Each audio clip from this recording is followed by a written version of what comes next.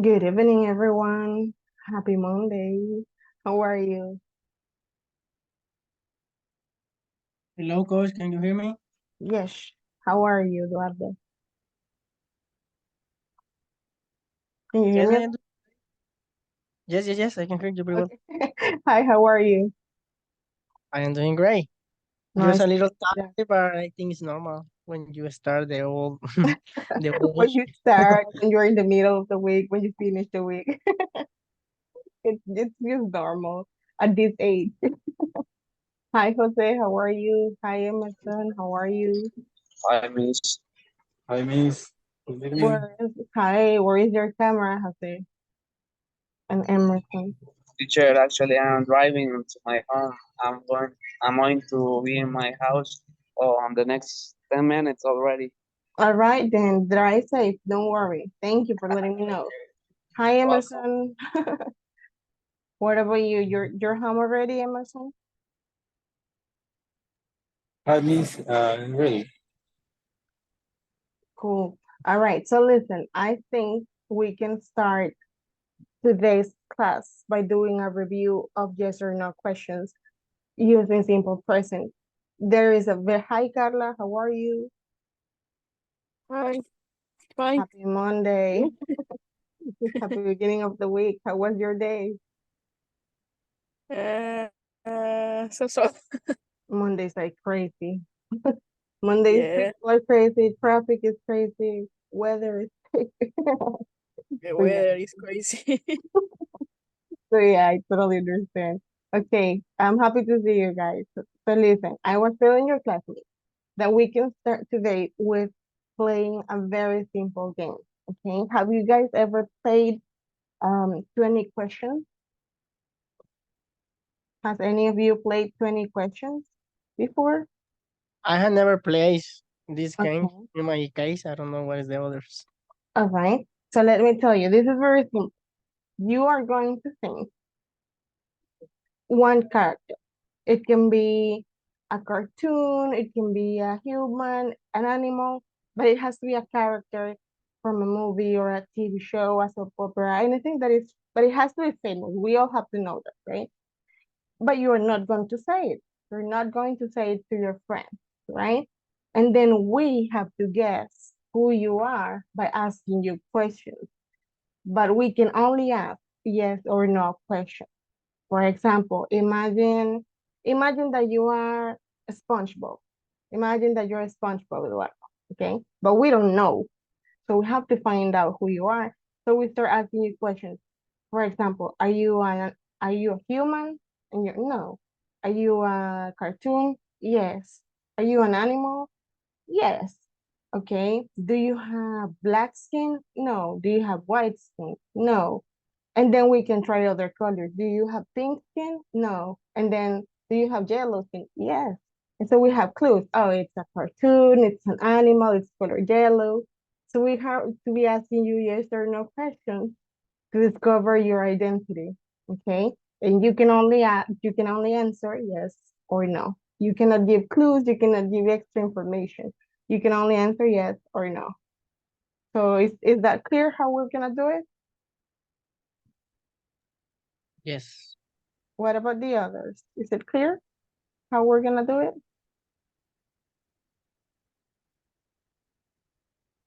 Okay, so let's do a trial. Let's do a try on here. Mm, who wants to be the character? Who wants to answer the question?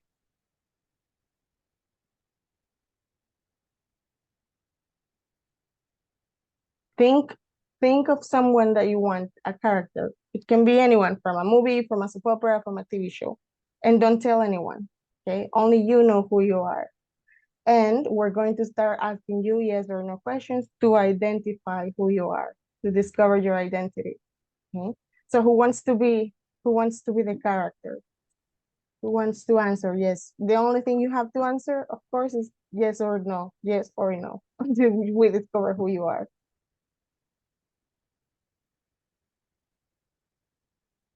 Do we have a volunteer?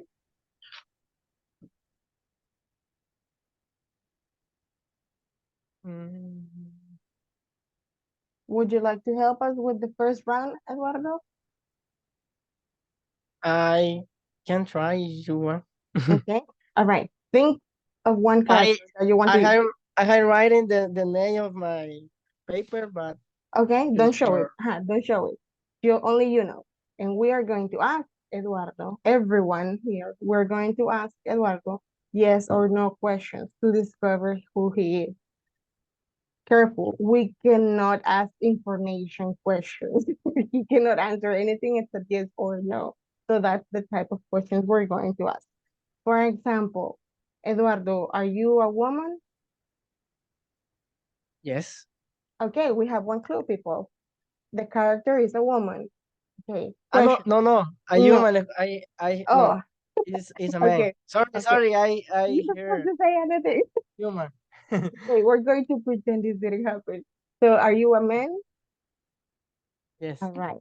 So it's a man. We have the clue. Okay. Sorry. Everybody prepare more questions so we can discover. We have the first clue. It's a man, right? Are you in a TV show? No. Okay, he's not in a TV show. What other No. options can you ask them? Okay, let's ask for more information. Everybody has to ask at least one or two questions until we discover who he is. We know it's a man.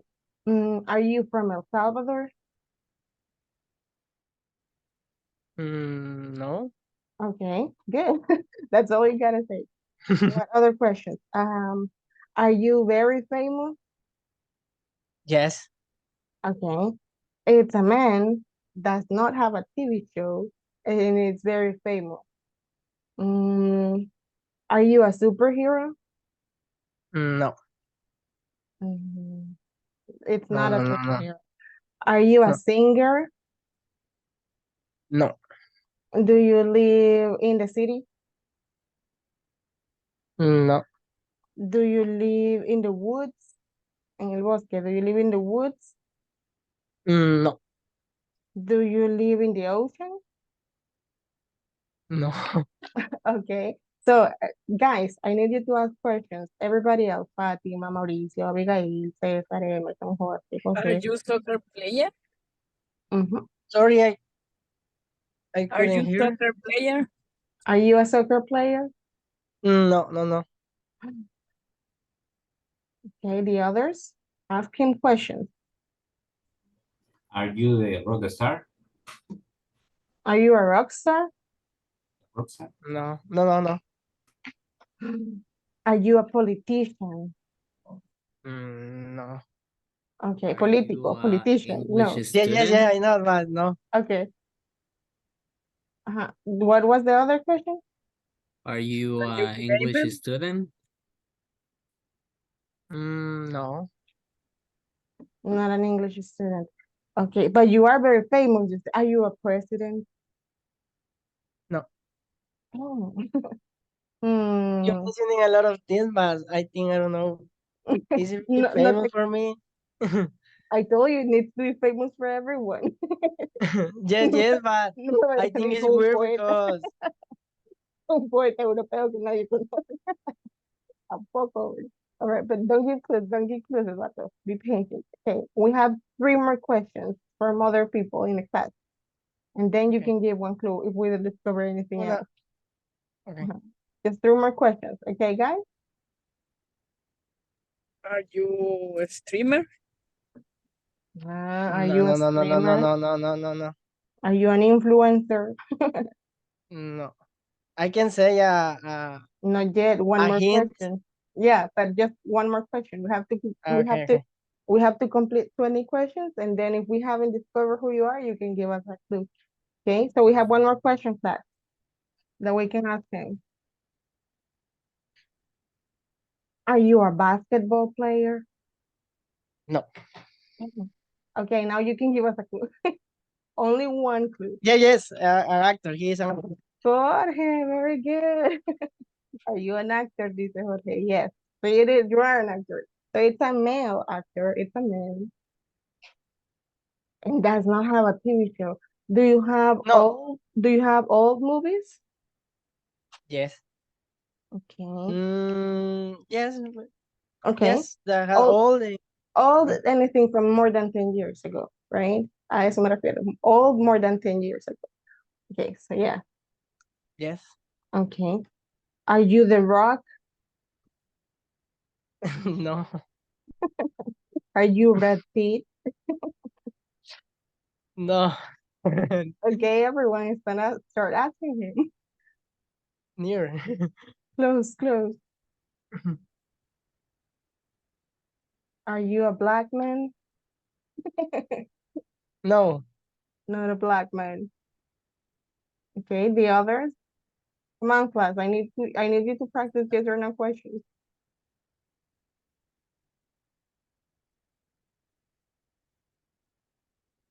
Are you Keanu Reeves? Are you Keanu Reeves? Keanu Rich. Keanu Reeves, the one from The Matrix movie. the one from the Matrix Mm. movie. No. I mean, it's not black. Remember, it's not black. No, not so black. Are you Tom Cruise? No.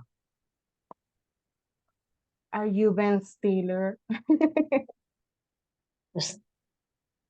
Or Yes. Adam? Yeah. Jorge, you are Adam Sandler. Dang. It's my favorite actor, actually. Nice, Jorge. Very good. Very good question, Jorge. You got it. The two questions out of the three questions that you asked, Jorge, two were the correct ones, right? Actor and the exact actor that he was. Very good. So this is how the game is played, right? One person is one character, and you don't tell anyone. You just write it on a paper. It has to be right. Or you can just mention it, but nobody knows. We have to ask you questions and then to discover who you are. So we have time for one more person who wants to answer yes or no questions. Who has a character ready?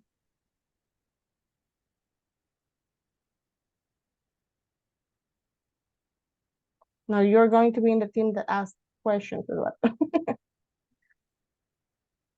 Okay. You can choose, actually, Eduardo, I'm gonna ask you to choose. Choose someone from the class to be the next person that's gonna be a character. Okay, maybe a girl. Okay? No one had the camera on. No, nobody turns the camera on here. Nobody cares about Instafolk here. Clearly. Well, you and Cesar. Abigail Bonilla. Okay, Abigail, are you there? Abigail Bonilla. Abby está por ahí. Hello. Hi. Okay, do you understand the rules of the game, Abigail? Excuse me? Do you understand the rules of the game? I asked the question. Another. No, you are Classmate? going to answer the questions this time. And I'm going to say it in English and then in Spanish just in case. Abby, you have to choose one character. It can be a person from a movie, from a TV show, or a famous person in general, but it has to be famous. Everybody has to know. But don't tell us. You don't have to tell us, Abby. Okay? And we are going to ask you questions to discover who you are. The same way we were doing with Eduardo, but now we're going to ask you. And you can only answer yes or no. Okay? Okay. Do you want me to say it in Spanish also, Abby? Just in case? Or is it clear? Are the instructions clear? Do you want me to say it in Spanish just in case? Lo que yo entendí fue de que me iban a preguntar y yo iba a responder sí o no. Ajá, pero usted tiene que pensar en un personaje, Abby. Usted va a ser ya sea un personaje de una película, de una serie, de cualquier cosa, pero algo que sea famoso, que todos conozcamos, que sea bien famoso, pero no nos va a decir. Nosotros le vamos a hacer preguntas a usted de sí o no para descubrir quién es usted. Así que usted solo va a contestar sí o no con la información, ¿ok? Okay. Are you ready? Do you know who you want to be? Yeah. Okay, let's begin with the questions. Are you a woman? Yeah. Okay. Do you have a movie? No. Okay. Do you have a TV show? No. Mm, Are you an actress? Maybe. No. Are Are you you a a singer? Are you a singer? Are you a singer, Abby? Yes. Paulina Okay. Rubio? Are you Paulina? Shakira. Are you Paulina? No. Rubio? No, okay. Are you a bilingual singer like Shakira? No. Mhm. Are you Are Latin you American? a Are you Are you a- singing? Are you singing in English or in Spanish? In English? Are you not? Do you sing? Ah, do you sing in English? Do you sing in English only? only? No. Spanish. Wait, Spanish? entonces sí es como Shakira que canta bilingüe, solo No. español. Only Spanish. Oh, okay, I okay, know. okay. All right, only Spanish. Okay, this is more difficult. No, and you are famous, right? You are very famous. Yes. Oh, oh my God. I don't know singers in Spanish. Laura Pausini? No. Are you from United States? No. Are you from Mexico? No. Mm, Are you from Colombia? Yes.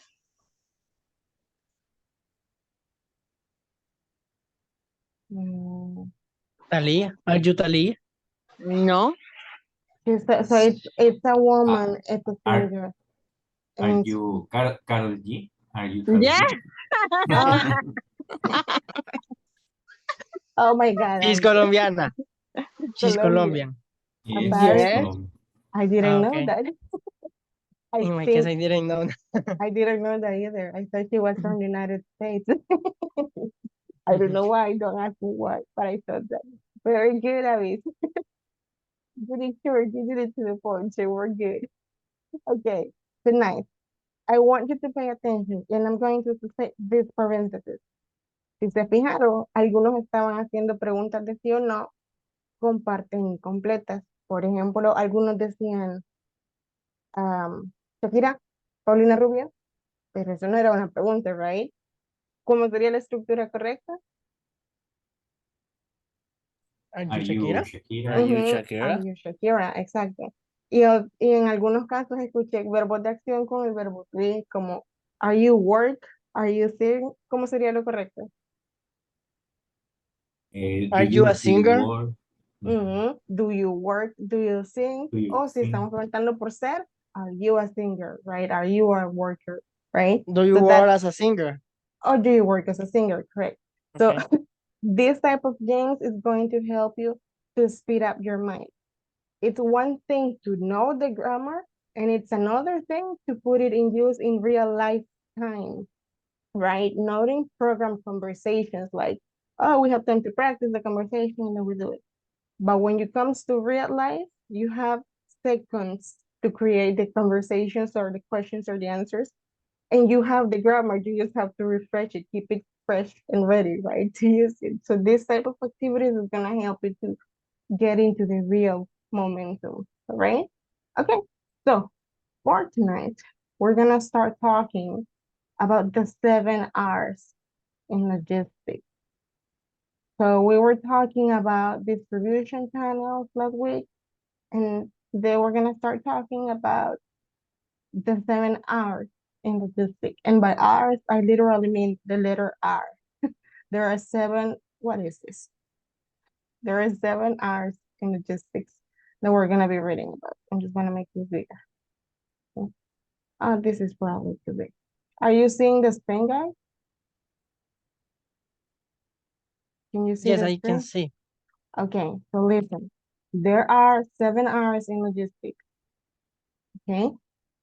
just as you can see here, right? So we're gonna need 7 people to read. Each one of you is going to read one of the R's. You read all the section for your R, all the section for your R.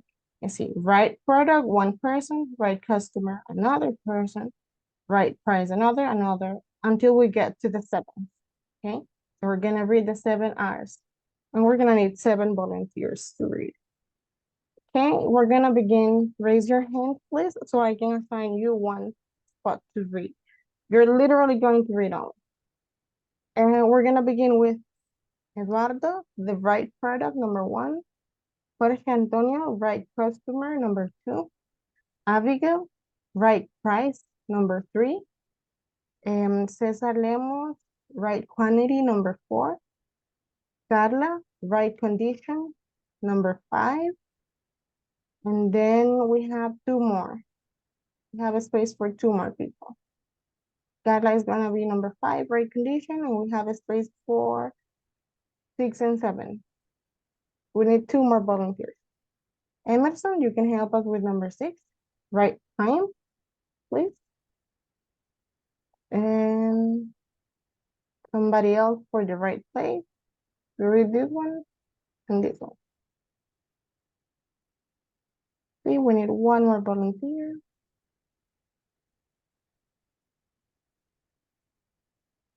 Let's see, who do I have here? Let me ask you, Mayra, are you gonna be able to help us to read? Sorry, teacher, I going to my house right now and my internet is full. All right, don't worry, thank you. Juan Carlos, did I give you any of the numbers? So sorry, I can give you. Can you help us reading number 7, Juan Carlos? The right way. Yes. Okay, Yes, no problem. thank you. Okay, let's begin, Eduardo, please, with number 1. Okay, of course. Just a moment. Okay, we're going to start with right product. Mhm. While designing, manufacturing, selecting a product, the organization should look into potential issues that can arise during transportation. Special packaging requirements, for example, can arise from the product's weight or bulk, its shape, or its fragility and distance of transportation. Product, when designed properly, will really facilitate logistics if they ensure a certain level of standardization in the products. Insurance during the design will make packaging, warehousing, product handling, and transport considerable easier. The best strategy is to choose a product that it is demand and that can guarantee profits. Having right knowledge and using the right product will facilitate in efficiently managing the time and resources. All right, so let's check some pronunciation first, okay? Please. This one is a strategy. Strategy. Yeah, this one is standardization. Standardization. Like that. And then, knowledge. Knowledge. Facilitate. This one. Facilitate. Facilitate. Efficaciously. Efficaciously. Yes. So we do have some words here that are we can include in our vocabulary list for the week. Okay, very good. So thank you. What are they talking about in here, Eduardo? What do you understand about these 2 paragraphs you just finished reading?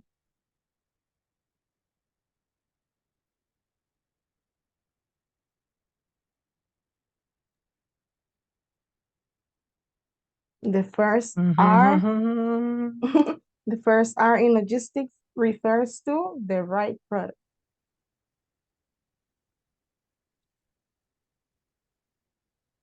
In this case, I think it's going to talk about when you will pick a product or select a product, you need to to select the product when you feel comfortable with the product, and also how to make a really great logistic, and also how to consider what is the best way to transport the product other places and get the product in the best way. And Mhm. Correct. So the say the right, product in other words.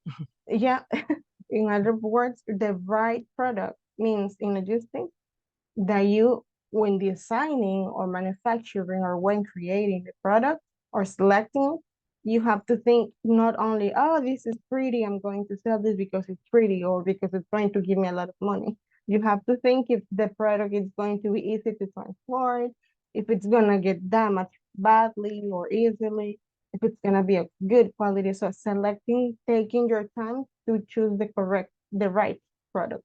So that's the letter R, number 1. Let's go with the second one, please.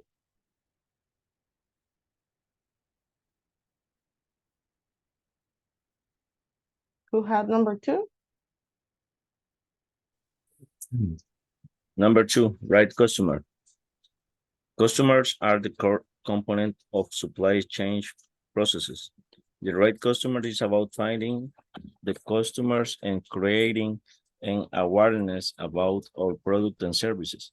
The greatest challenge involved in the will be to identify the customer to be targeted.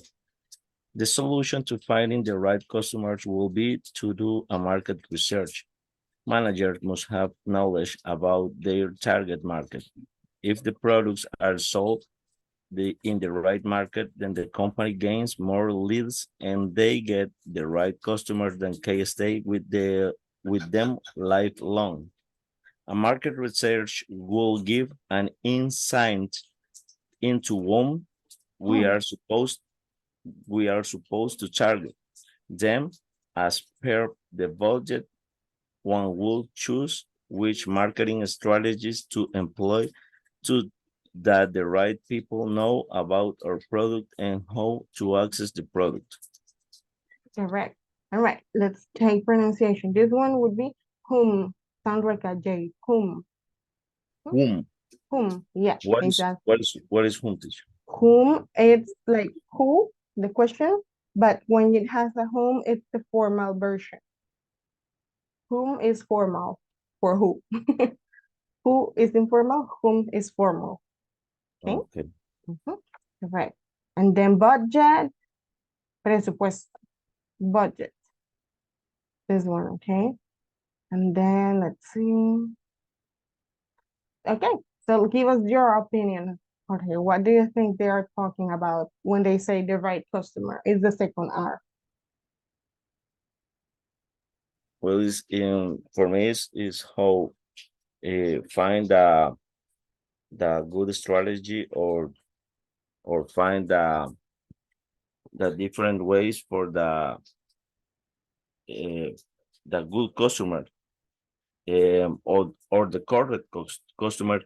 In this case, for me is when the people know and find what is the correct product for these people and find the correct ways for the knowledge the different product and the companies make the different ways for the customer can buy this product. I don't know. Yeah, it's somewhat like that. For example, it's the right product is the first spot, right? You have to do business, you have to select the right product. Second spot is the right customer, and it says this is about the right customer. You have to find the right customer for the right product that you have, right? Not everyone is going to buy a specific product, so you have to find your market, your people, right? And then it says, and create an awareness about our product and service. Awareness, create awareness, hacer que se den cuenta, okay? We have to create awareness on the customers of our products. Hacer que se den cuenta de nuestro producto, right? Very good. Let's go with number 3, the right price. Right pricing is imperative for the businesses, as it is the factor that decides whether it has incurred profit or loss. The supply chain manager should research market Trends. trends Mhm. and set comparative prices for the goods and services. They must have an Appropriate. appropriate price value in order to track the company income and expenses.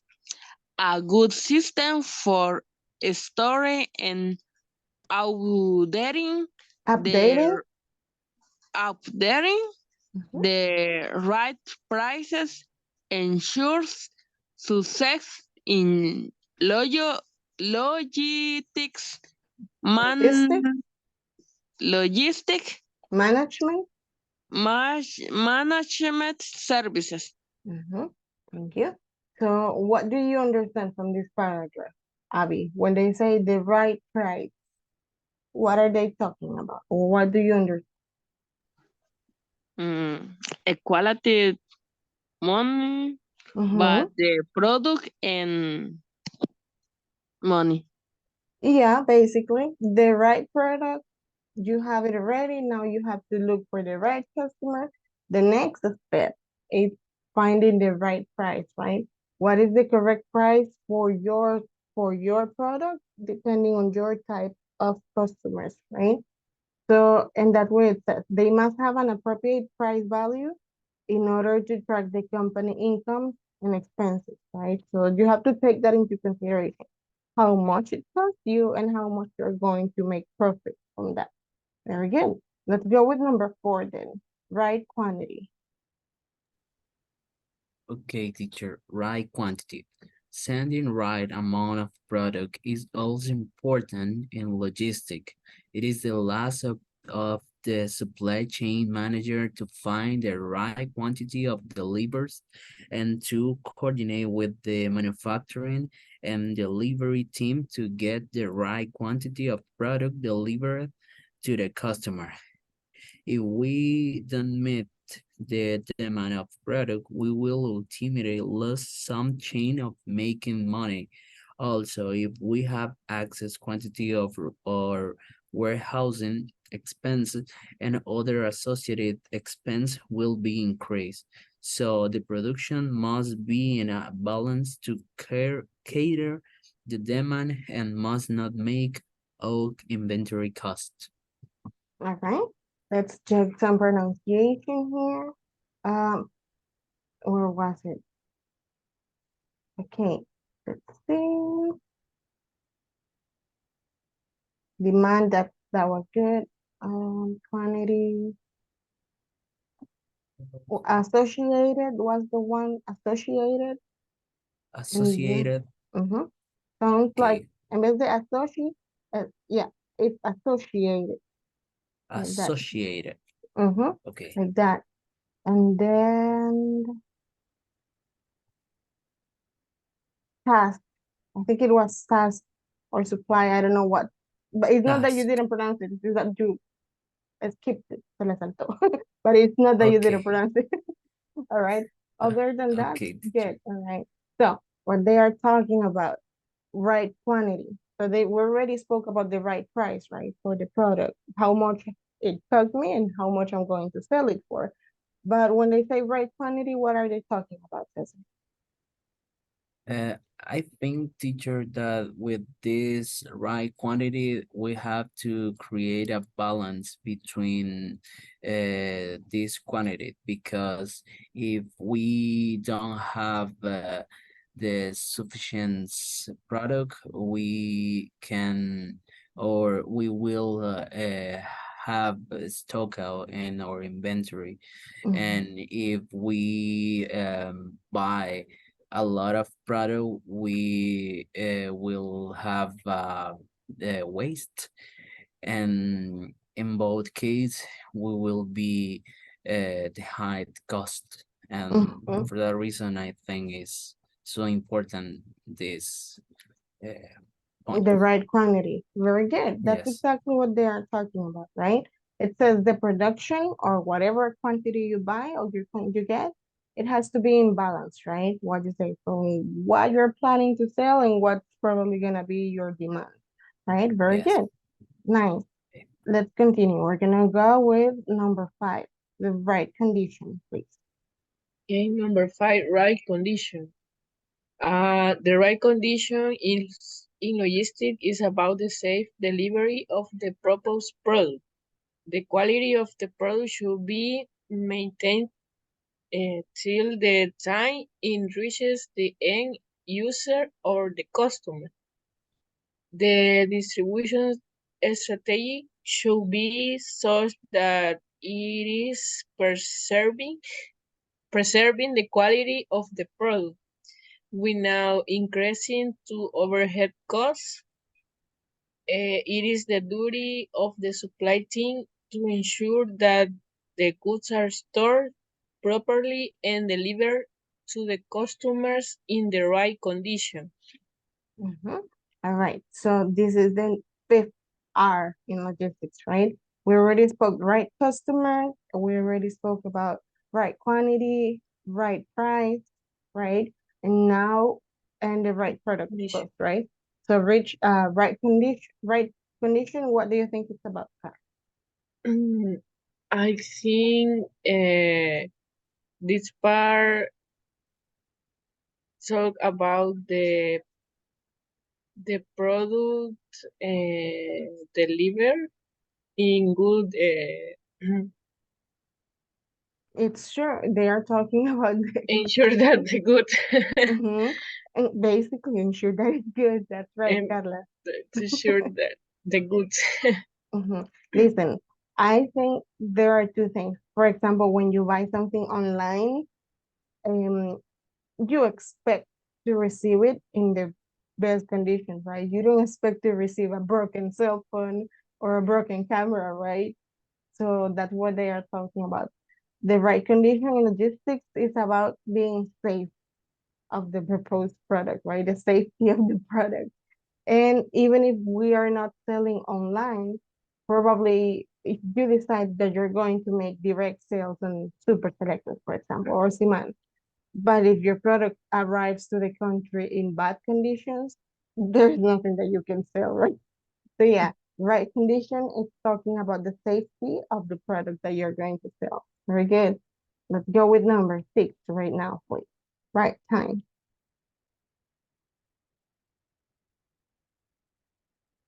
Who had number 6?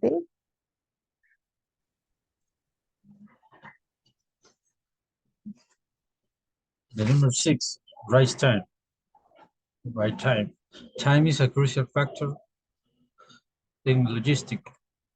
Even if everything else in the process is done accurately, to enter process can fall if the timing is not right.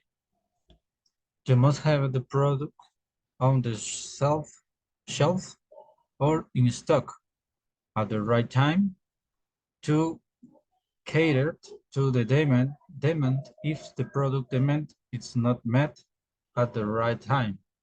It might be lost to competition. Customer satisfaction and long-term relationships are only possible if the products are delivered to the customers at the right time.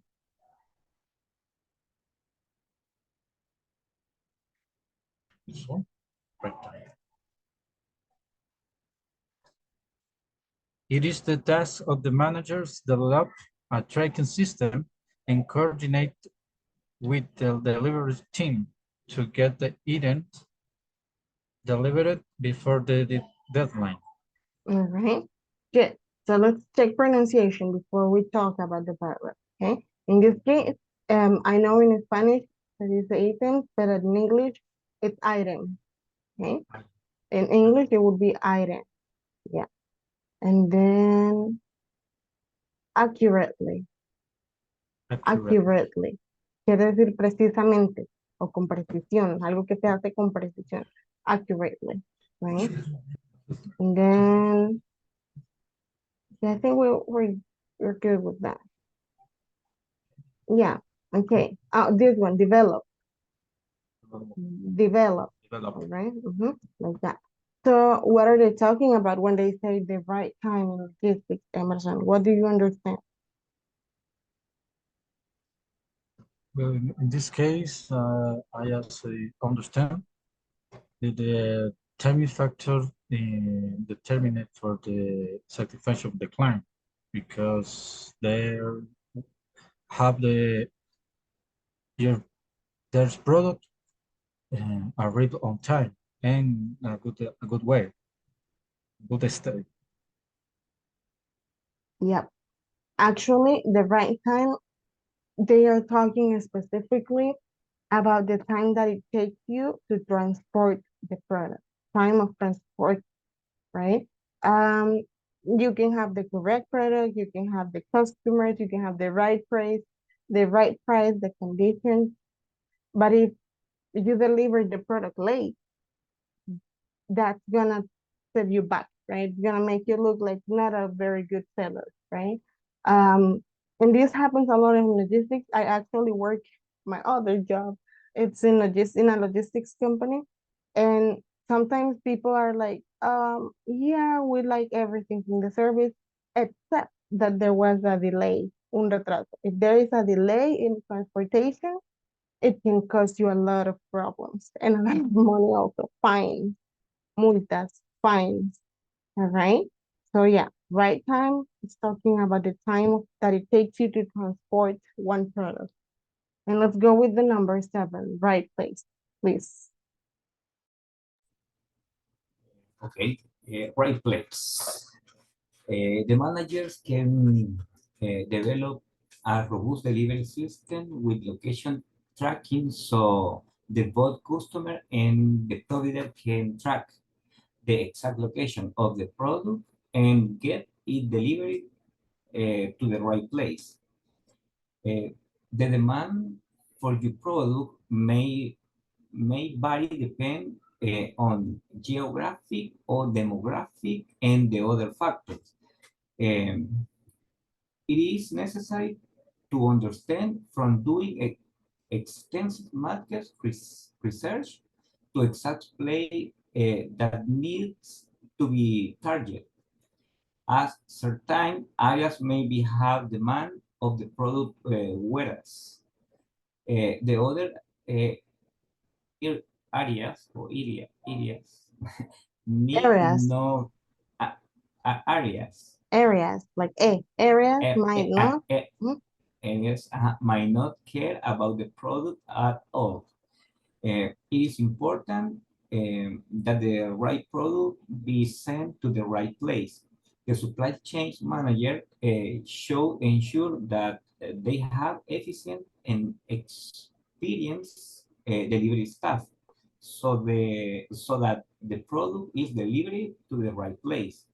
After choosing the place, it is important to choose a distribution strategy that will satisfy the demand without supplying or under supplying the product at any given point. Correct. Thank you. So before we start talking about it, Juan Carlos, let's check vocabulary, right? Let's see. Let's see. Targeted. Targeted. Yep. It sounds like gay. Targeted. Targeted. And then might not. Might or might not. Okay. Might not. And I think that would be it, yeah, for pronunciation, okay? So what are they talking about? We already spoke, the right time talks about the transportation time for the product, right? If the person orders a product and they want to receive it tomorrow, but we take it until Friday, they're not gonna be happy and they're not gonna pay us, right? But what about number 7, Juan Carlos? What do you understand from the right place? I understand that they choose the place depend some some factors. For example, geography and demography, for example, as or the other factors as I don't know, it's near or the weather, for example. The point is choose the place that is a convenient for the supply with a customer. Exactly. Maybe it's very important before choose the location.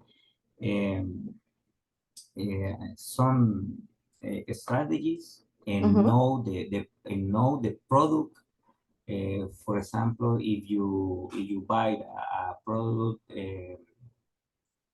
ice cream, for example, you need, or maybe you need the location.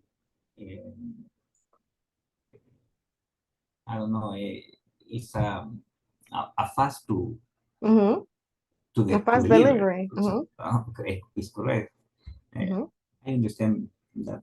Yeah, that's correct. So the right place talks about, oh, what we should understand by the right place is about finding routes, finding different routes or routes that we can take. For example, if there is a lot of traffic in this route, we're going to take the other one so that I can get faster than right. So I have to know the place, right? I have to know where to cross the street, where to go in if I have to skip traffic, etc. Right? The right place, it's mostly about knowing the city, knowing where you're going to be moving their cargo, right? The transporting. Okay, very good. So now we have like a general idea of what the 7 R's are, right? You're talking about choose the right product, find the right customers, right? And then obviously find the right price, make the right conditions, the right time, and the right place, right? All of those are called the 7 R's in the right quantity. They are called the 7 R's in logistics. Okay. So now we're gonna watch a video that's talking about the supply chain. Okay. So I'm gonna share this screen with you.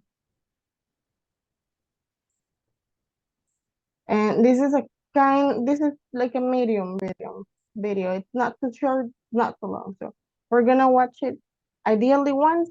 If necessary, we will watch it twice, but ideally only once, right? Remember, we're looking for 2 things. If you see a word in the video that you don't understand or that you don't know that word, you write it down. We discuss it at the end of the video. We check the vocabulary list, and then we watch it again to discuss the actual context of the video, right? So right now we're gonna watch it. We're mostly looking for vocabulary, not so much about the topic, but vocabulary, please.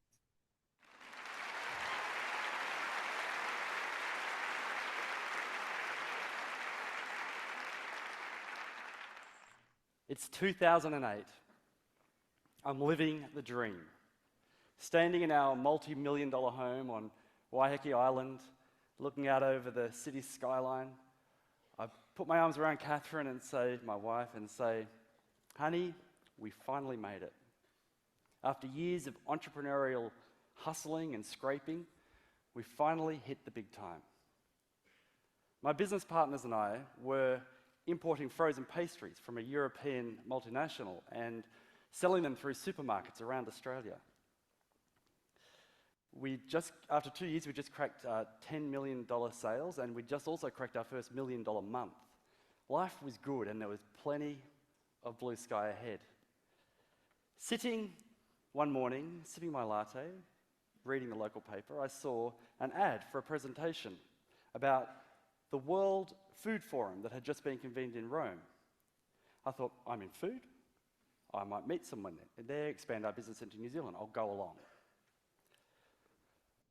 What hadn't occurred to me was that the World Food Forum was actually a gathering of delegates from governments all around the world to address the global food crisis that we were in the grip of.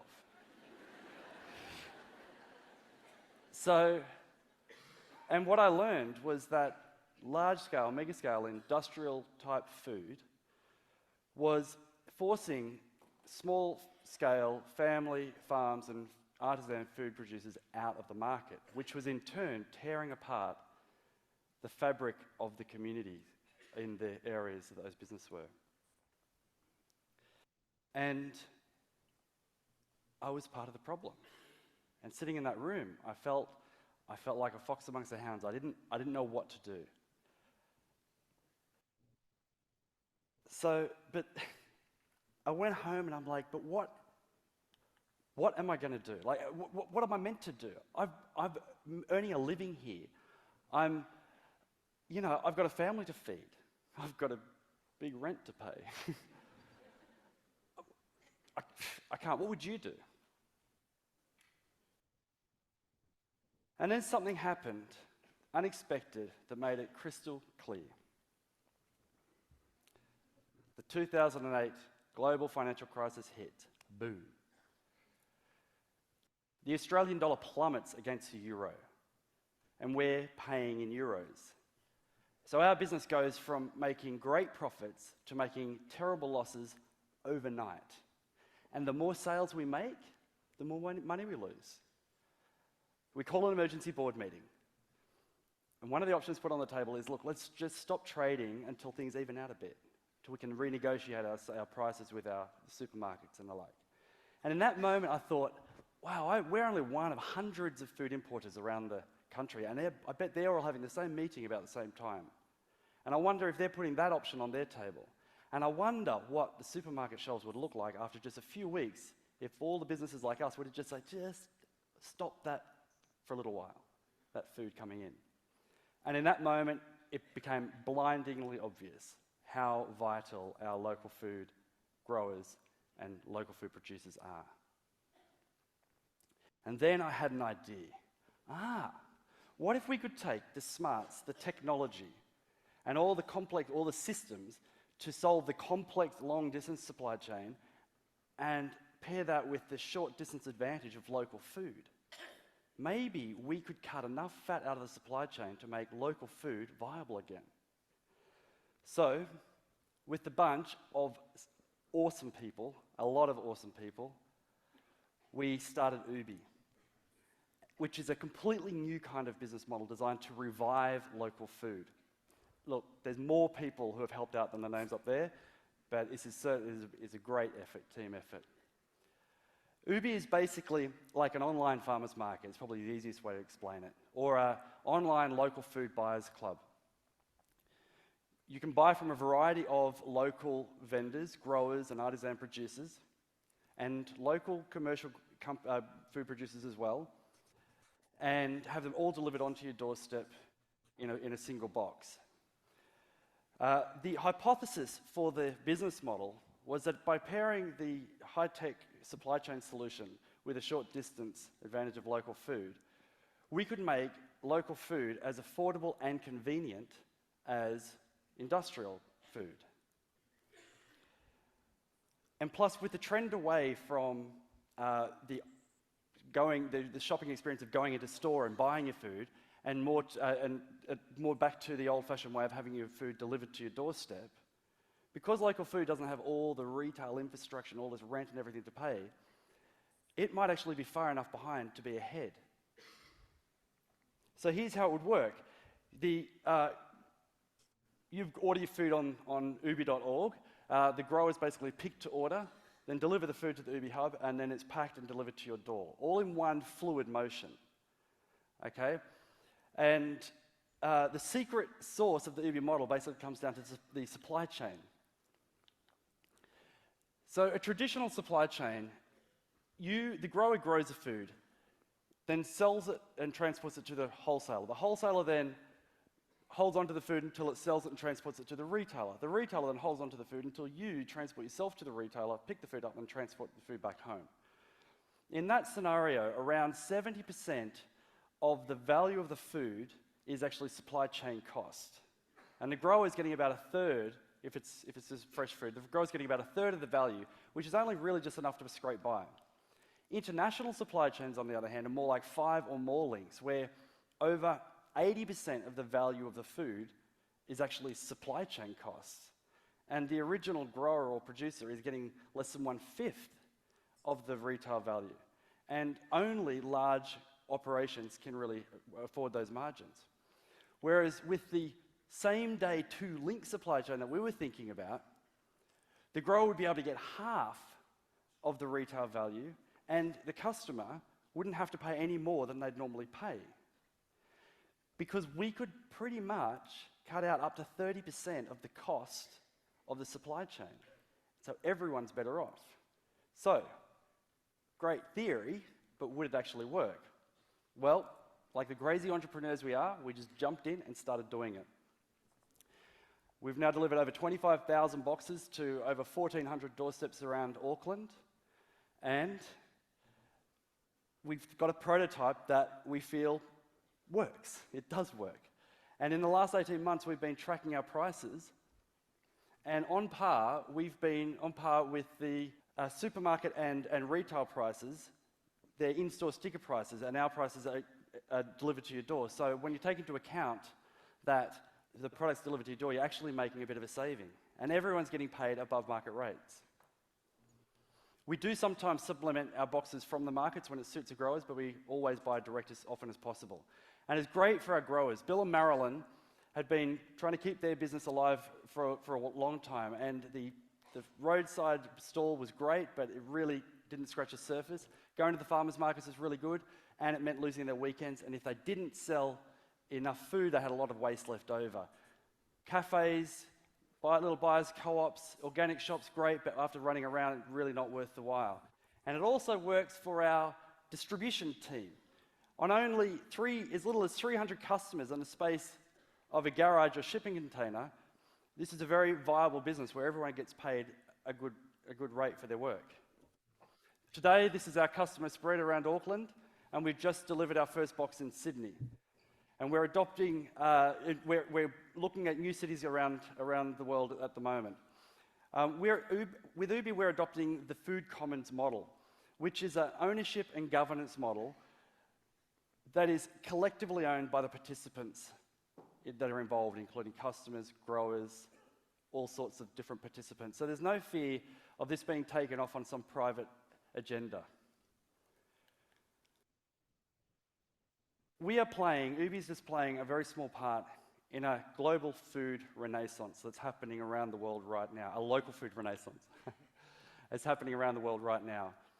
Our job is to connect in with all of the local food leaders around the world and work together to piece together a full comprehensive grocery solution that makes local food the obvious choice for everyone. But the thing that's best about this is that the solution is actually something we all love to do anyway.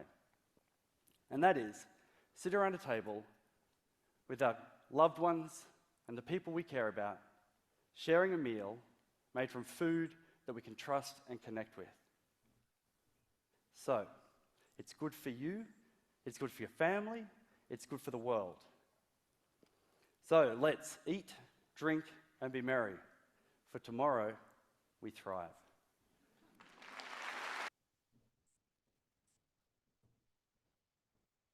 All right. I think there were a couple of words over there that you can use in your incorporated vocabulary list. So let me have the ones that you found. You can put them in the chat or you can say it.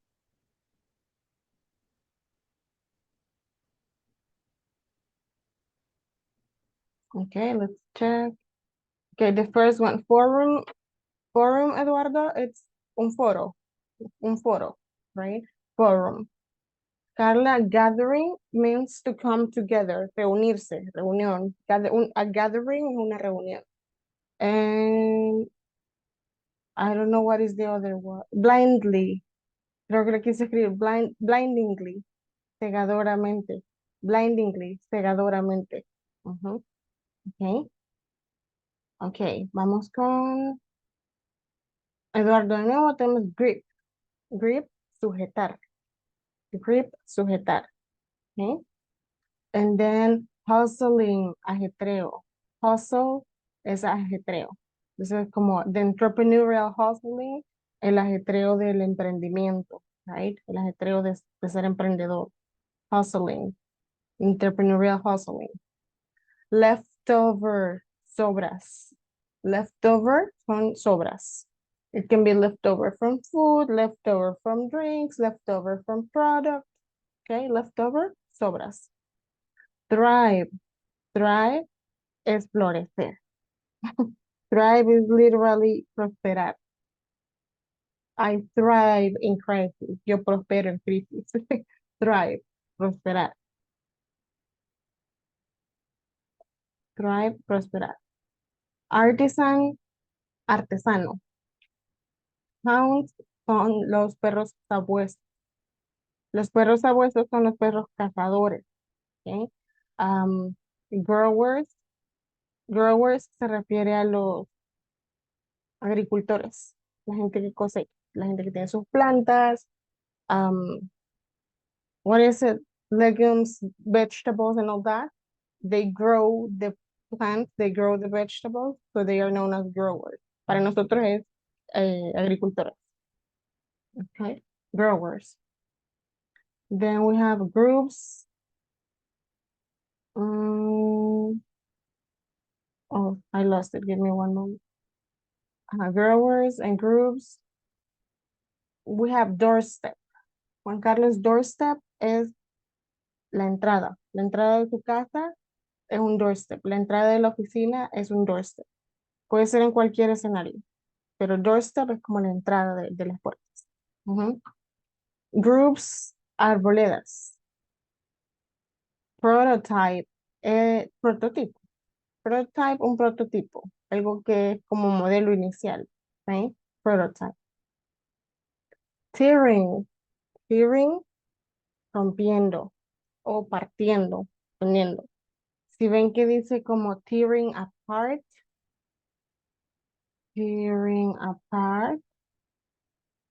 por ejemplo, es como separando algo o destruyendo algo, rompiéndolo, tearing apart, right? Depending on the context.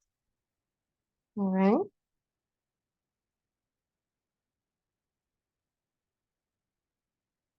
Había una, no sé si la notaron, que decía roadside stall.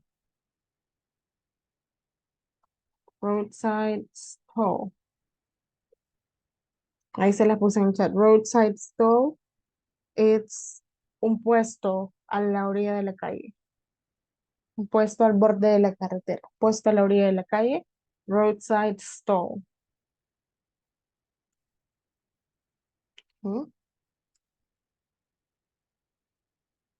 Afford. Eso es lo que encontré. Afford para ustedes. Poder pagar. For example, if I work and I get paid every month, I can afford all my spending, right? Me puedo pagar todos mis gastos. I can afford all of my spending. Entonces, afford, poder pagar.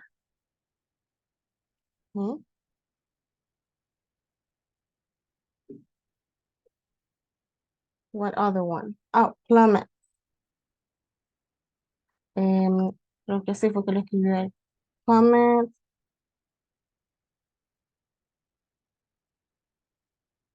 Plummet.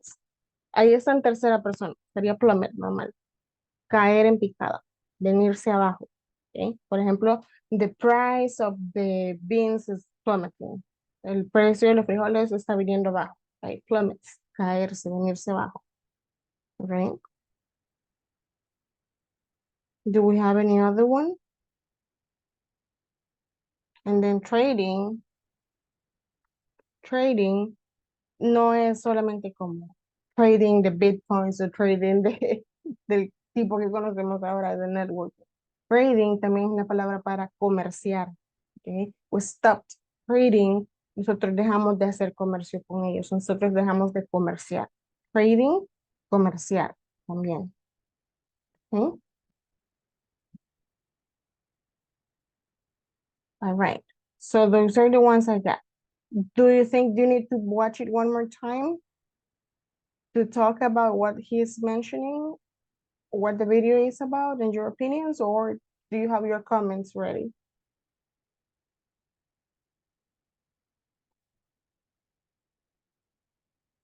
Okay.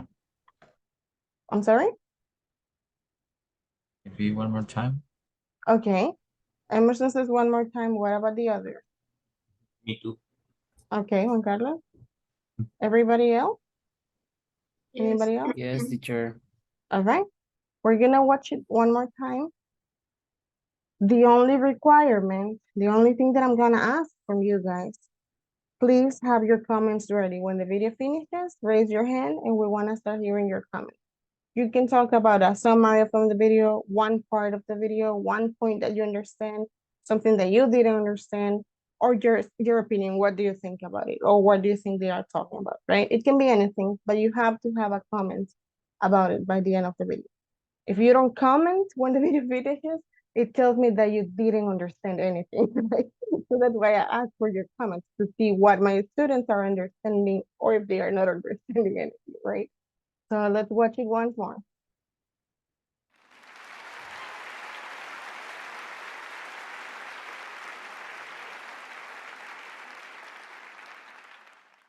It's 2008. I'm living the dream. Standing in our multi-million-dollar home on Waiheke Island, looking out over the city skyline, I put my arms around Catherine and say, my wife, and say, honey, we finally made it. After years of entrepreneurial hustling and scraping, we finally hit the big time. My business partners and I were importing frozen pastries from a European multinational and selling them through supermarkets around Australia. After 2 years, we just cracked $10 million sales, and we just also cracked our first $1 million month. Life was good, and there was plenty of blue sky ahead. Sitting one morning, sipping my latte, reading the local paper, I saw an ad for a presentation about the World Food Forum that had just been convened in Rome. I thought, I'm in food. I might meet someone there, expand our business into New Zealand. I'll go along. What hadn't occurred to me was that the World Food Forum was actually a gathering of delegates from governments all around the world to address the global food crisis that we were in the grip of.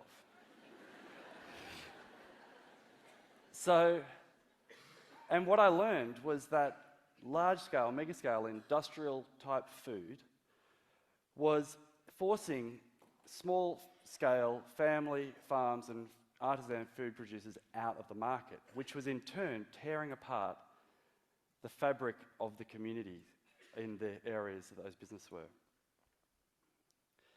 And I was part of the problem. And sitting in that room, I felt like a fox amongst the hounds. I didn't know what to do. But I went home and I'm like, but what am I going to do? Like, what am I meant to do? I'm earning a living here. I've got a family to feed. I've got a big rent to pay. I can't. What would you do? And then something happened, unexpected, that made it crystal clear. The 2008 global financial crisis hit. Boom. The Australian dollar plummets against the euro, and we're paying in euros. So our business goes from making great profits to making terrible losses overnight. And the more sales we make, the more money we lose. We call an emergency board meeting. And one of the options put on the table is, look, let's just stop trading until things even out a bit, till we can renegotiate our prices with our supermarkets and the like. And in that moment, I thought, wow, we're only one of hundreds of food importers around the country, and I bet they're all having the same meeting about the same time. And I wonder if they're putting that option on their table. And I wonder what the supermarket shelves would look like after just a few weeks if all the businesses like us would just say, just stop that for a little while, that food coming in. And in that moment, it became blindingly obvious how vital our local food growers and local food producers are. And then I had an idea. What if we could take the smarts, the technology, and all the systems to solve the complex long-distance supply chain and pair that with the short-distance advantage of local food? Maybe we could cut enough fat out of the supply chain to make local food viable again. So, with a bunch of awesome people, a lot of awesome people, we started Ubi, which is a completely new kind of business model designed to revive local food. Look, there's more people who have helped out than the names up there, but this is a great effort, team effort. Ubi is basically like an online farmers market. It's probably the easiest way to explain it. Or an online local food buyers club. You can buy from a variety of local vendors, growers and artisan producers, and local commercial food producers as well, and have them all delivered onto your doorstep in a single box. The hypothesis for the business model was that by pairing the high-tech supply chain solution with a short distance advantage of local food, we could make local food as affordable and convenient as industrial food.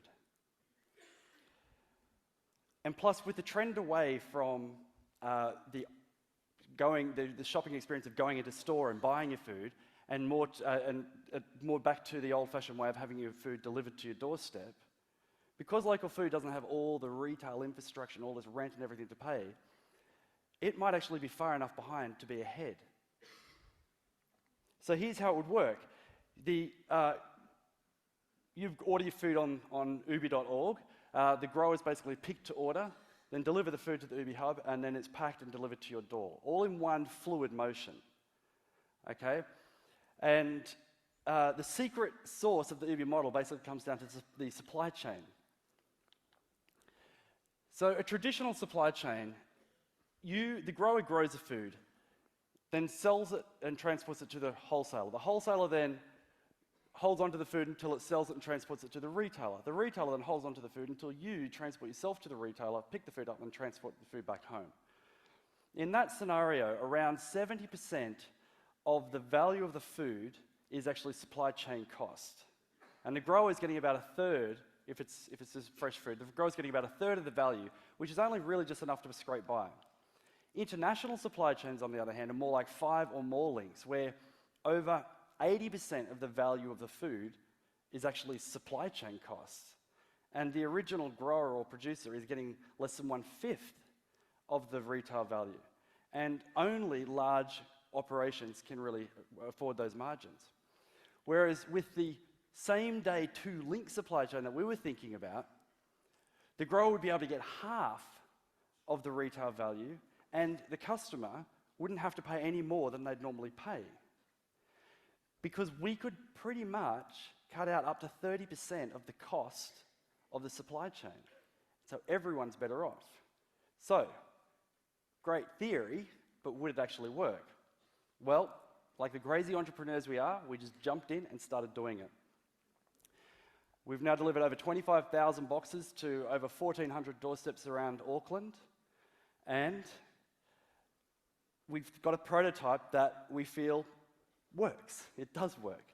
And in the last 18 months, we've been tracking our prices, and we've been on par with the supermarket and retail prices, their in-store sticker prices, and our prices are delivered to your door. So when you take into account that the product's delivered to your door, you're actually making a bit of a saving. And everyone's getting paid above market rates.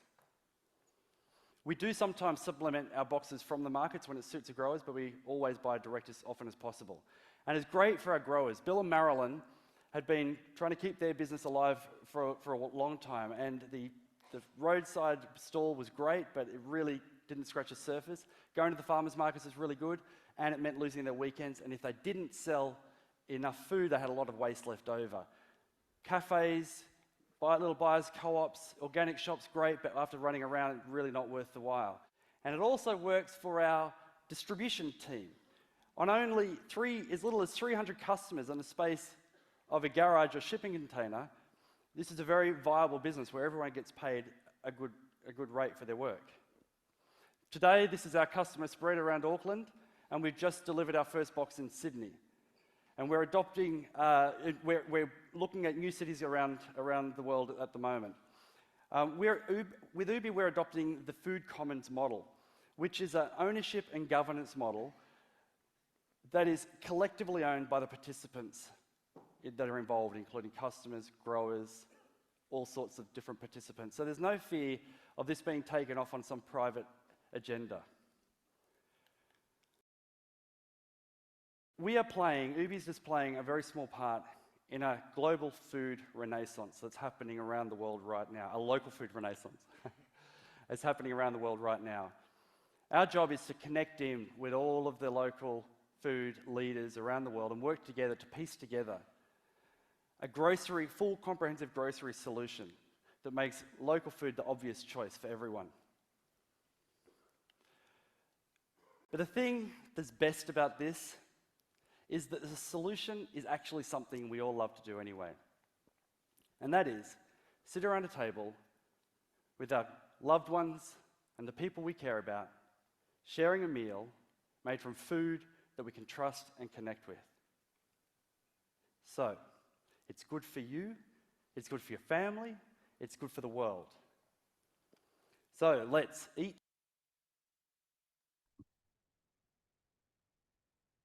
All right, so let's talk about how they hack the supply chain.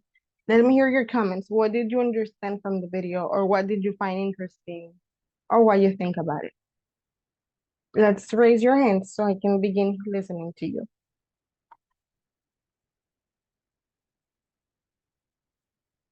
All right, we're gonna start with Emerson's comment, please.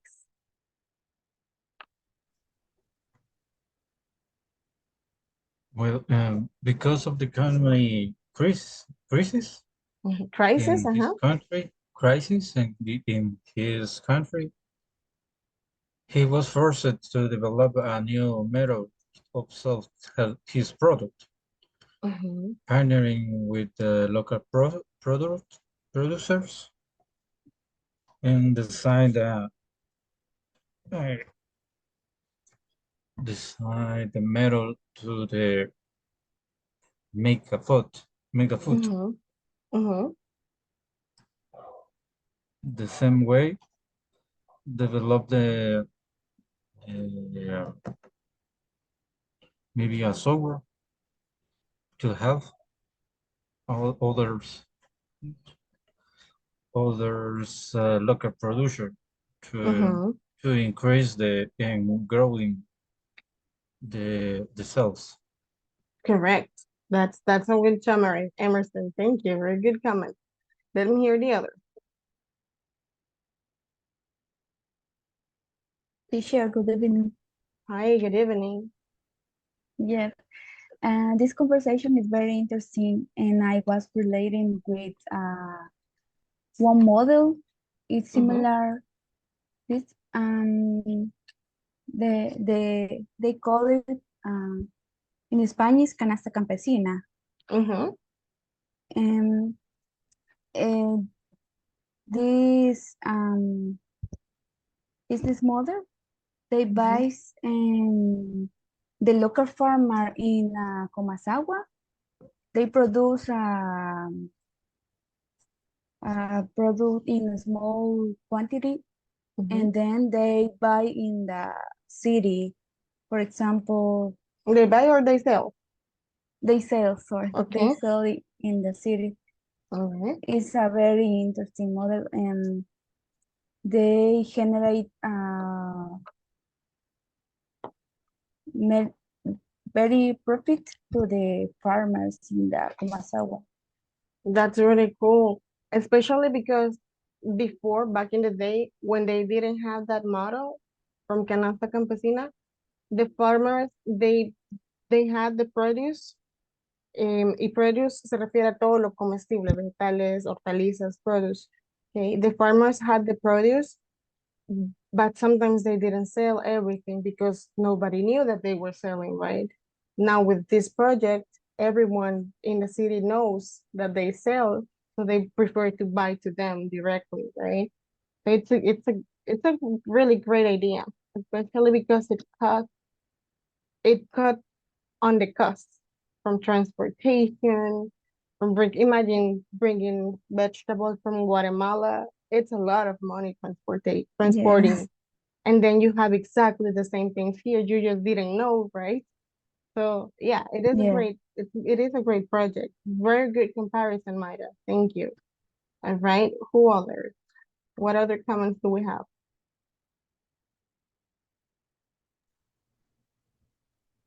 Let me see what you understood from the video, please. I understood, teacher, Yes, Cesar, go ahead. that after to the global economy crisis in 2008, in the year 2008, the dollar and the euro plummet, and for that reason, they had some problem to sell the product to their customer, and in that moment they created some simple supply chain called OBI. With this process, they supplied with their farmer to I don't know. It's from farmer to the customer, and with this process they had own cost and just that. The smaller cost, that's true. And it's easier to sell, easier for customers to get the product, Yes. easier for producers to sell their product, right? Very good. Yes, and now they had many other organic shops and in they are another growing. They are countries. not Yes. growing, expanding. That's the word. They are Yes. expanding. Exactly. Very good. Let's see the other comments, please. Okay, teacher. And I understood that the ubi is it is like a club that they join markets and vendors, customers, etc. And to the reviews of course of supply chains, and they join the vendors, the customer, and the local markets. It's true. Basically, is that. All right, very good one, Carlos. Thank you. That's correct, right? It's like a club that they formed. Now they took it to the web, created a web page, and now people can be part of that. So whenever they want something, they just order it directly and they get into the doorhouse, right? So that's really a big, if you don't want to go out to the supermarket or to the market, even worse, right? So yeah, those are some of very good comments and very good comparisons. Nice. So good. It's nice to see that we understood a lot. You actually understood a lot, so that's nice. Okay, guys. So now we're gonna, again, I forgot to take your attendance, so please, I'm gonna take it right now. Please be ready when I call your name, okay? Today is 21, okay. So we have Carlos Vladimir Rodriguez, Dairo Jonathan Fuentes, Eduardo Antonio Magaño. Me. Thank you. Emerson Ulises Monroy. Present, Miss. Thank you. Fatima Gabriela Loza. Jonathan José González. Present. Thank you. Jorge Antonio Sánchez. Present, teacher. Thank you. José Bernardo López. Present. Thank you. José Carlos Argueta. Present. Thank you. José César Lemos. Present, teacher. Thank you. Juan Carlos Herrera Delgado. Present, teacher. Thank you. Carla Sofía Argueta. Present. Thank you. Kenia Elizabeth Rodríguez. Present, teacher. Thank you. Mauricio Antonio Velázquez.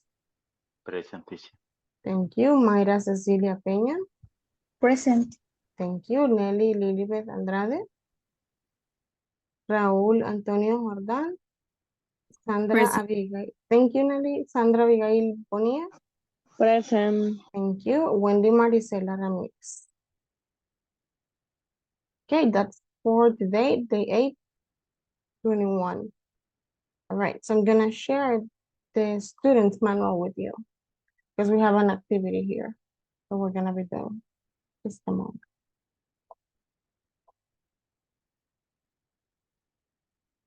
Let me know when you can see the screen, please.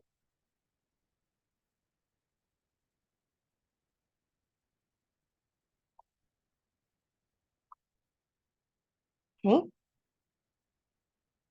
So here we have the activity.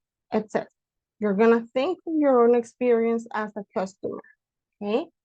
You're gonna choose 3 of the 7 R's that we discussed, right? Right price, right customer, right quantity, right location, right time, right? We're gonna check on that. You're gonna think, okay? You're gonna go into the breakout rooms. This one is gonna be in groups. You're gonna be working with groups, in groups. So what you're going to do is that, exactly, you're gonna think about your personal experience. We all have had these types of experiences, right? So you're going to choose 3 of the 7 R's and discuss why they are relevant to ensure a positive experience for the customer, right? So how is this going to work? You're going to create a conversation, okay? You're going to be talking with your classmates in the rooms, and you're going to be discussing your experiences and discussing point number 2, right? Out of the 7 R's, which you're going to select 3 R's, and you're going to explain why do you think those are the most important? Why are the most relevant to make sure that the customer gets a positive experience, right? So for example, let's talk about my experiences. I remember one time I bought a phone case from China. I was young and I didn't have experience. So I ordered a phone case from a Chinese webpage, no, from a Chinese vendor in eBay. So because it was coming from China, of course it was going to take like 1 month. Imagine 1 month for one cell phone case. And then a month passed, in my case, a month passed and the cell phone case never arrived. And I was texting the seller, the vendor, like, what happened? Where is my phone case? I already paid you. I want to get my phone case. Or it was supposed to be 1 month to be here and it's a month past and I don't have it. And he was like, you know what? I'm really sorry. I'm going to refund your money. I'm going to refund your money. So he gave me my money back. But I didn't want the money. I wanted my phone case. So I bought another phone case from another vendor that was in the United States. So that one arrived like the next day, super fast. And then like a month later, finally the phone case arrived. It took 2 months to arrive from China. So that was a really sad experience, but it takes me, if I was like discussing what 3 R's from the 7 that I saw, why do I think they're relevant? I would say, for example, the first R would be the right time, right? Definitely the right time. If I am selling something that is coming from China, I'm going to have problems to deliver it on time. So that's what you have to talk about, right? Think about your experiences and choose 3 R's from the 7 in the list that you consider are the most relevant to create a great experience for customers, okay? The rooms are gonna be open for 15 minutes so you can discuss. And then when we come back, you're going to share with the class what you were talking about. What are your answers and what do you think? Which are the most relevant and why? And you're gonna mention an experience if possible, right? The rooms are open, you can get in, you're gonna have 15 minutes. Pueden ingresar a la sala. You're gonna have 15 minutes to discuss and conversation.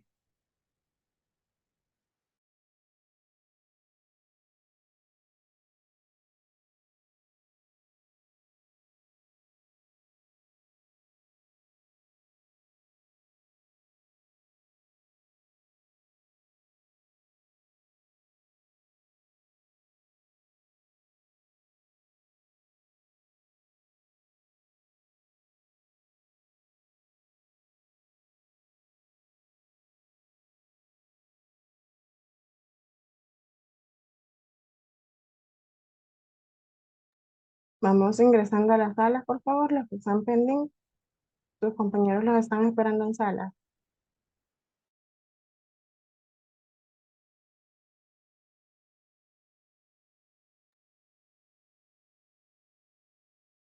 A lot and I can barely hear you. I'm sorry?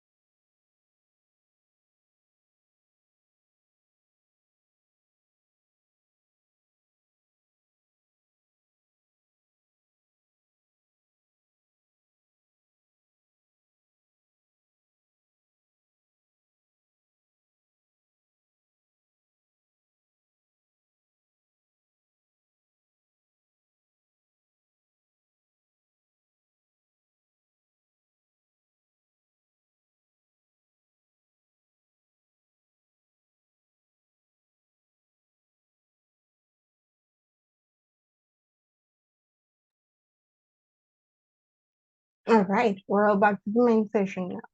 So we're gonna hear your conversations, your opinions. What did you discuss, right? We're gonna check in room number 1. We have 4 participants here. We have Abigail, Jose, Juan Carlos, and Wendy. Go ahead, please.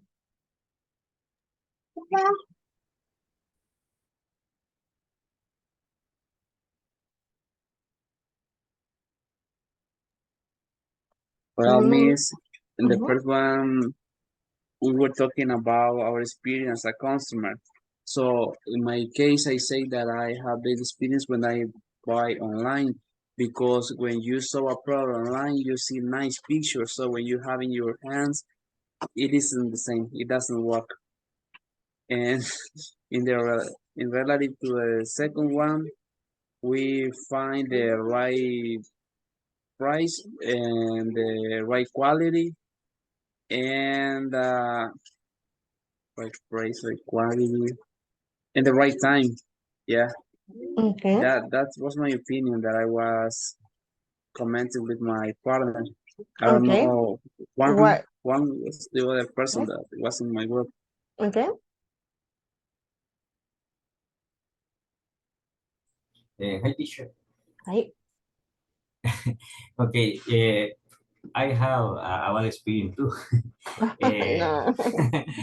Going online, specifically in eBay. All Three years ago, I bought some coffee heater, right. Okay. of type the USB of type. Mm-hmm. The product doesn't work. Oh Doesn't no. work. It Uh, didn't uh, hit. uh, additional, they arrive 4 months later.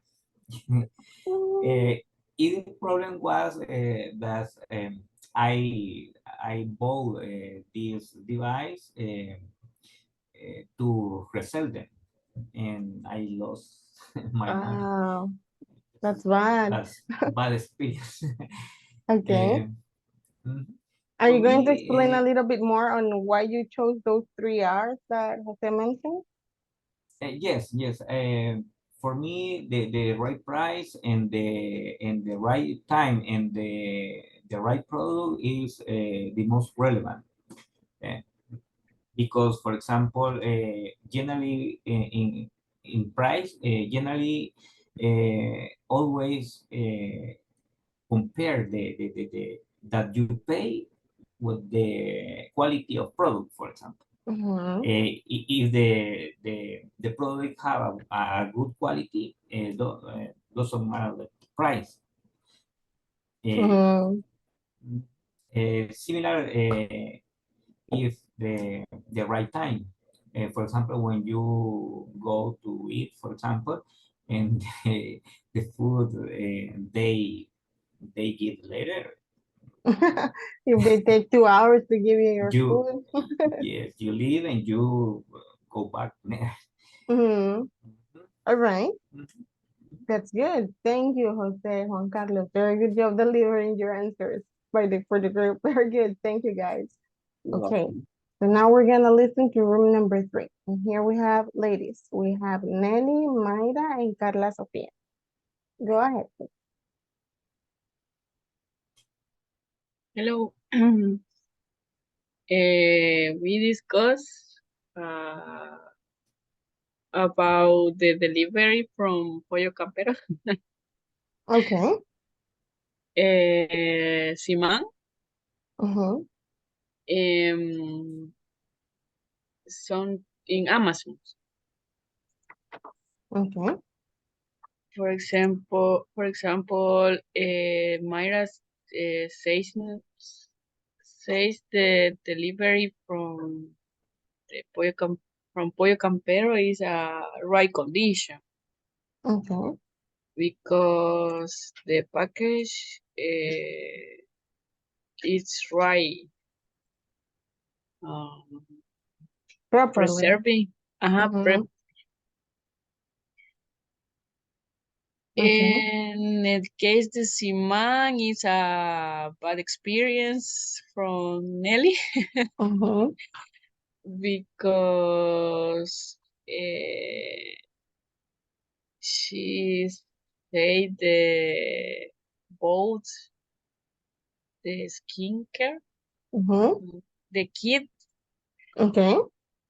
for one price, and Simán doesn't have about 1 month. And when I called the service client,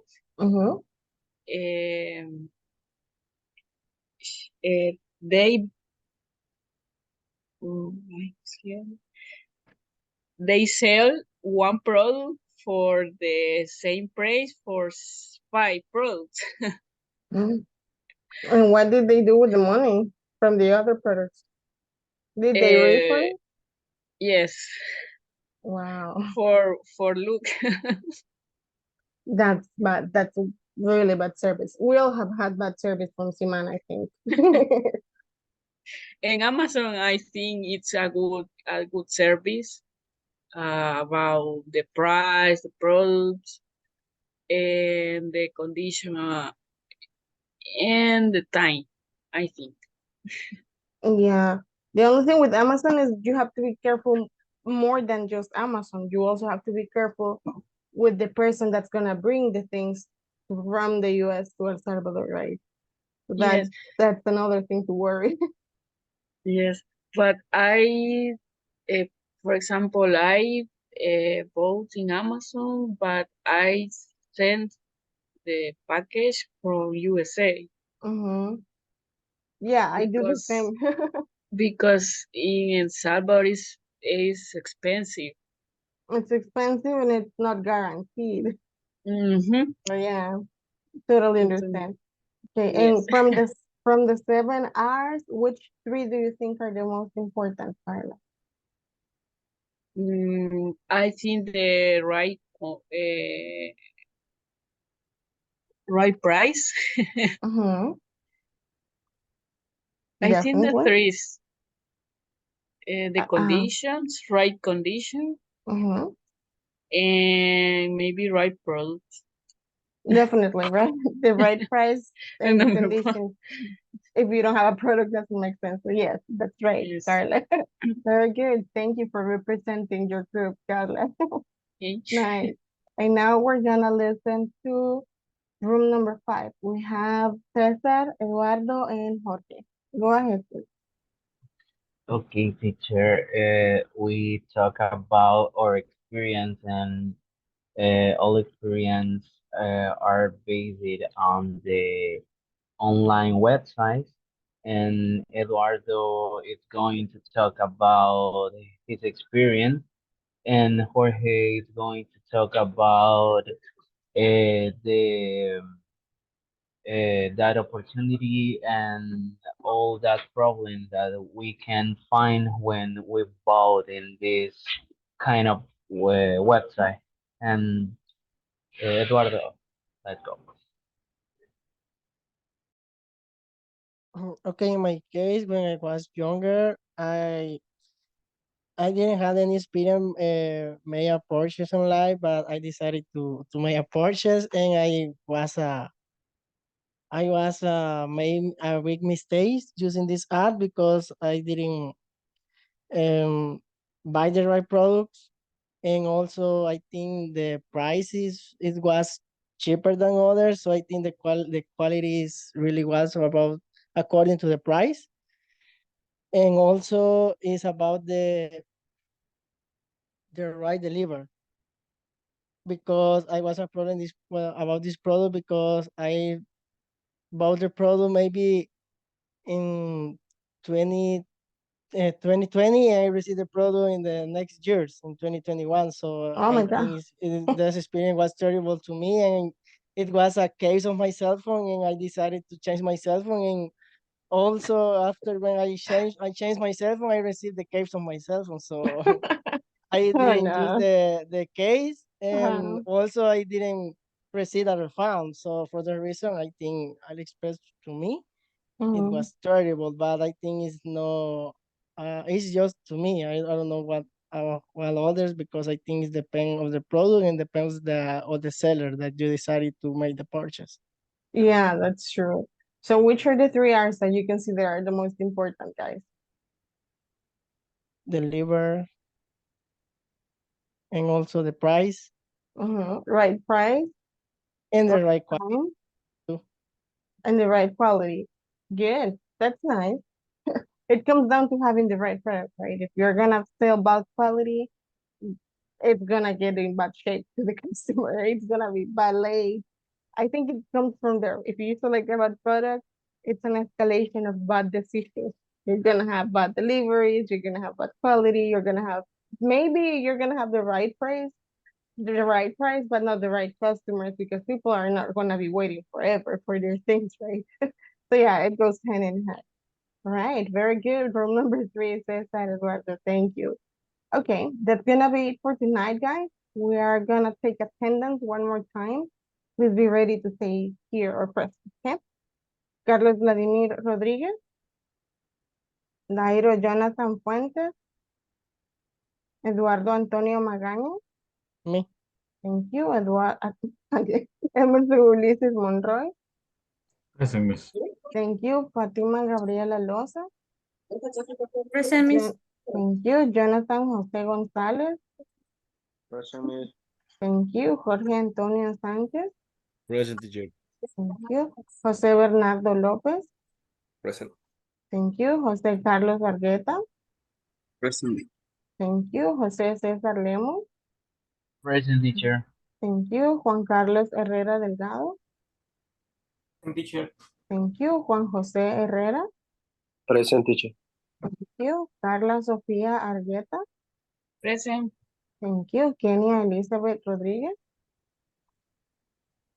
Mauricio Antonio Velázquez. Present, teacher.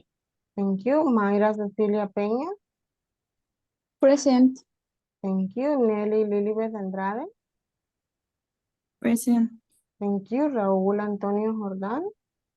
Sandra Abigail Bonilla. And Wendy. Present. Thank you. And Wendy Maricela Ramirez. Okay, that's gonna be it for tonight, guys. You can get some rest, finish your Monday, and I will see you all tomorrow. Also, I think Juan Jose Herrera, if you can stay for your assessment for a few minutes, that's okay, okay? Everybody else, you can go to sleep. Have a good night, and I will see you tomorrow, guys. Good night. Have a great day Bye. tomorrow. Hi. Have a great day tomorrow, guys. Good night.